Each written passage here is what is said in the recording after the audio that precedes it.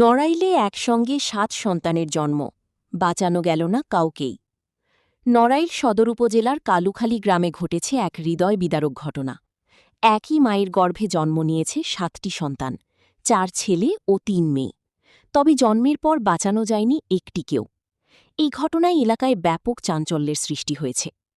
জানা গেছে, মাইজপাড়া ইউনিয়নের কালুখালী গ্রামের ইজিবাইক চালক মহসিন মোল্লা ও গৃহবধূ সালমা বেগম দম্পতির বিয়ের দীর্ঘ ১০ বছর পর সন্তান সম্ভবা হন সালমা।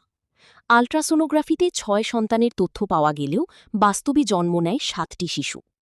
পরিবার সূত্রে জানা যায়, গত সোমবার রাতে প্রসব বেদনা উঠলে সালমা বেগমকে যশোরের একটি হাসপাতালে নেওয়া হয়। মঙ্গলবার রাতে প্রথমে ২ সন্তান জন্ম নেয়। পরে বুধবার রাতে একে একে আরও ৫টি সন্তান ভূমিষ্ঠ হয়।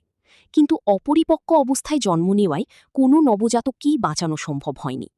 বৃহস্পতিবার ৭ মে সকাল ১১টার দিকে নবজাতক ৭ শিশুকে পারিবারিক কবরস্থানে দাফন করা হয়।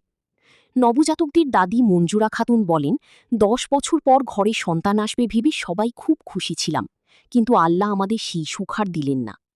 দাদা আব্দুল লতিফ মোল্লা আবেগাপ্লুত কণ্ঠে বলেন, আমার ছেলে সৌদি আরব থেকে দেশে ফিরেই ইজিবাইক চালিয়ে সংসার চালায়। এতদিন পর সন্তান হবে ভেবে আমরা সবাই অপেক্ষা করছিলাম, কিন্তু একসঙ্গে ৭ সন্তান জন্ম নিয়েও কাউকে বাঁচাতে পারলাম না। এই কষ্ট ভাষায় প্রকাশ করার মতো না। স্থানীয় শিক্ষক আবু সেলিম জানান, একসঙ্গে ৭ সন্তানের খবর এলাকায় ছড়িয়ে পড়লে মানুষের মধ্যে ব্যাপক কৌতূহল তৈরি হয়। তবে নবজাতকদের মৃত্যুতে পুরো এলাকায় শোকের ছায়া নেমে এসেছে।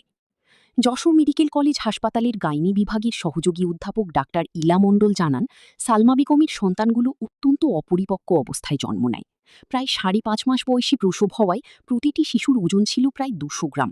সবার হার্টবিট থাকলেও শেষ পর্যন্ত তাদের বাঁচানো সম্ভব হয়নি। বর্তমানে সালমা বেগম হাসপাতালে চিকিৎসাধীন রয়েছেন। পরিবারের পক্ষ থেকে তার দ্রুত সুস্থতার জন্য সবার কাছে দোয়া চাওয়া হয়েছে। কত আশায় ছিল তার কি বলবো, বহুত আশায় ছিল, প্রথম সন্তান আছে, কত আশায়, আর কি বলবো, কত খুশি হয়েছে না যে যাবে আল্লাহ যা দিতে হোক, ওতে আমরা খুশি না, খুশি আমরা অখুশি না।